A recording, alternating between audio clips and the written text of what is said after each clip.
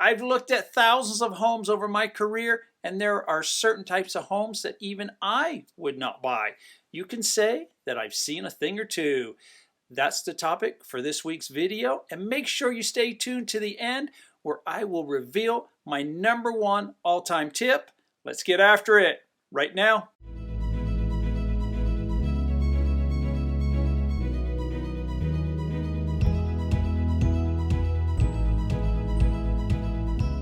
And welcome to the Living in Utah channel. I'm Mike Gallagher, a local real estate agent. And if this is your first time to my channel and you want to learn everything about the state of Utah, you may consider tapping that subscribe button down below and hitting that bell notification. YouTube will send you an alert every time I release a new video. And apart from making videos, I also help people buy or sell real estate. So if I can be of any assistance, I'll leave my contact information on the screen.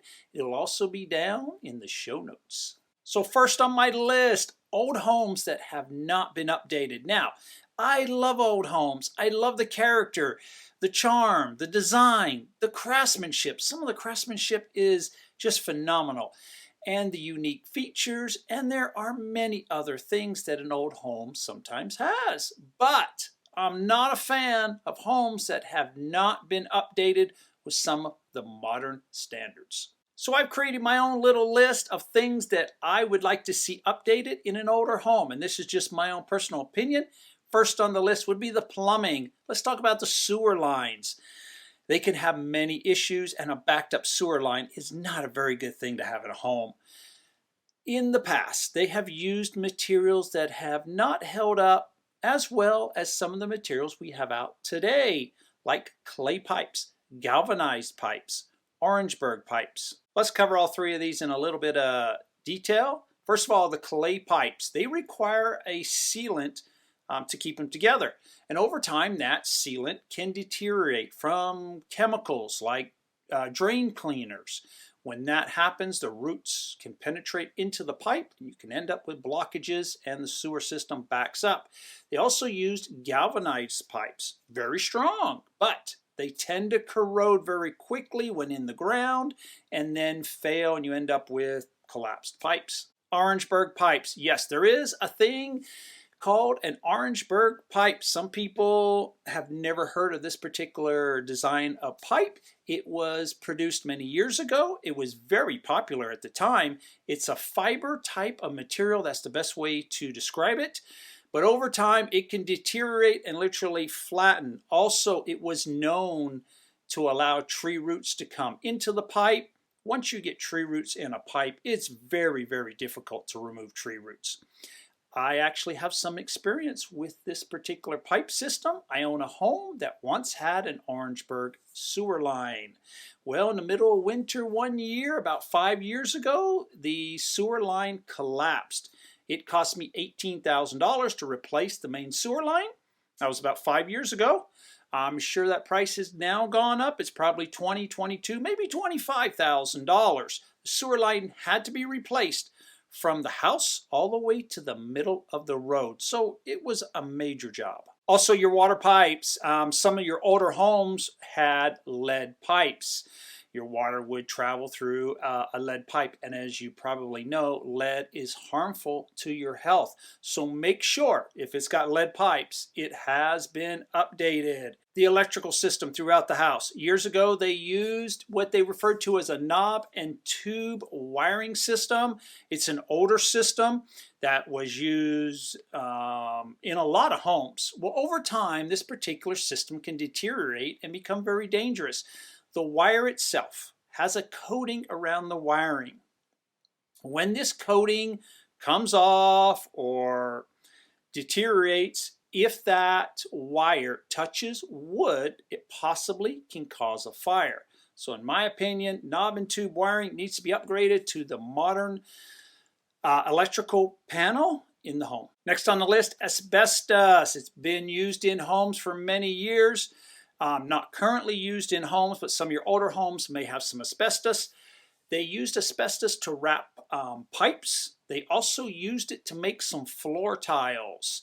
And asbestos can be very harmful to your health. If the fibers become airborne, you can inhale those particular fibers, and it can lead to cancer. So not a good thing to have asbestos in a home, in my opinion. And to remove asbestos, it requires a professional company to come in and do the remediation. They come into your home, they have special clothing on, they wear masks, probably a ventilation system, so that the workers do not get exposed to asbestos themselves.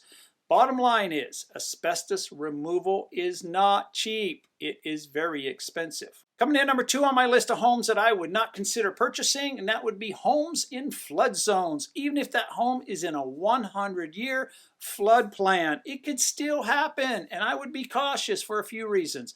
Number 1, the insurance. What does the insurance cost to insure the home? It can be rather expensive in certain areas. And number 2, the weather can change at any time. Can't bank on old Mother Nature to stay the same forever. That record flood could be next year, could be in 5 years, could be in 10 years, and wipe away your entire home. Coming in number 3 on my list of homes that I would consider not purchasing, that would be a home with an underground oil tank, whether that tank is actively being used or decommissioned. Check with the local authorities and see what their requirements are for that particular oil tank. If it's a decommissioned tank, they may require you to remove it from the ground.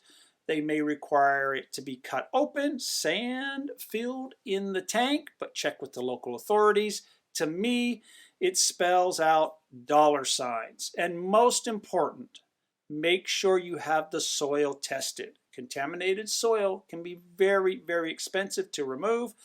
Many times you have to abide by the regulations by the EPA and have a certified company come out and remove the contaminated soil, etc., etc. I can share with you a story on a piece of commercial property that had some underground fuel tanks in the ground. They were drop tanks off of an aircraft, probably purchased from a military auction.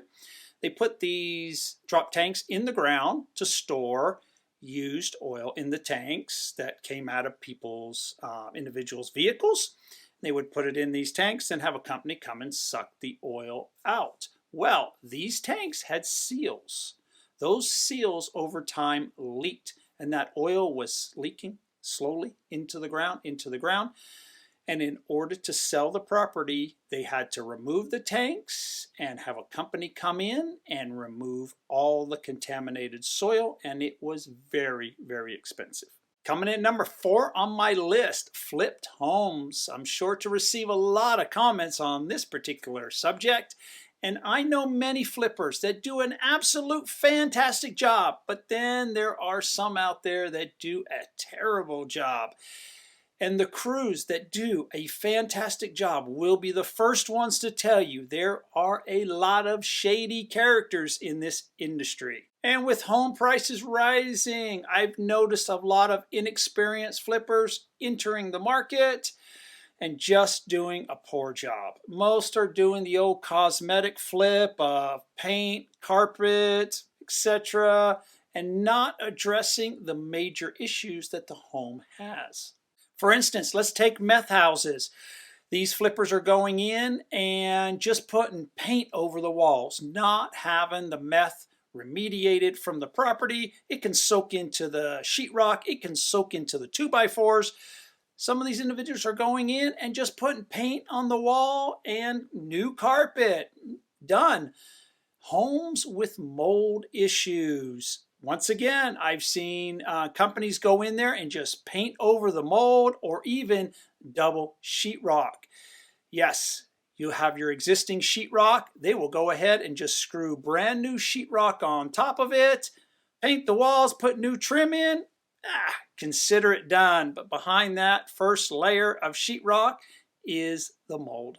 And let's not forget about the roof. I've seen times where these flippers will go in and they will install roof shingles over existing shingles when the roof had a leak. Many cases, when a roof leaks, the wood underneath gets damaged, water damage. Well, They just go ahead and put a new layer of shingles right on top of the old shingles, and when you look at it from the road, oh, it looks nice and beautiful, but underneath, that wood is still damaged. Coming in at number 5 on homes that I would consider not purchasing, that will be a home with a shared driveway. So what's a shared driveway? It's basically a driveway that connects 2 homes or maybe 3 homes. Not uncommon. I've seen where maybe at one time, maybe mom and dad owned the home, had a little bit of land on the side, and their son or daughter would like to build a home, and they built the home. And in order to save a little money, they figured, well, we'll just share the driveway. Works out great in some cases, but what if the neighbors do not get along? It becomes very ugly. If you decide to buy a home with a shared driveway, I have the following tips. Tip number 1, make sure, absolutely sure, that there is an easement for right-of-way access. Ever so important.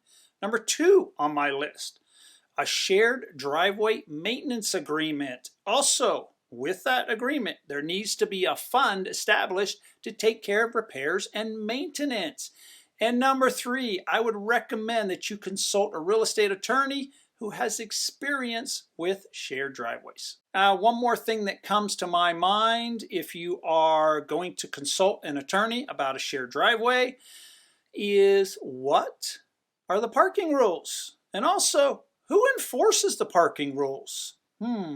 Just a couple ideas to present to an attorney if you are considering doing up an agreement on a shared driveway. I got a couple tips for you if you are in the market to purchase a home and you put a home under offer. Have your real estate agent provide you with the seller disclosures as soon as possible.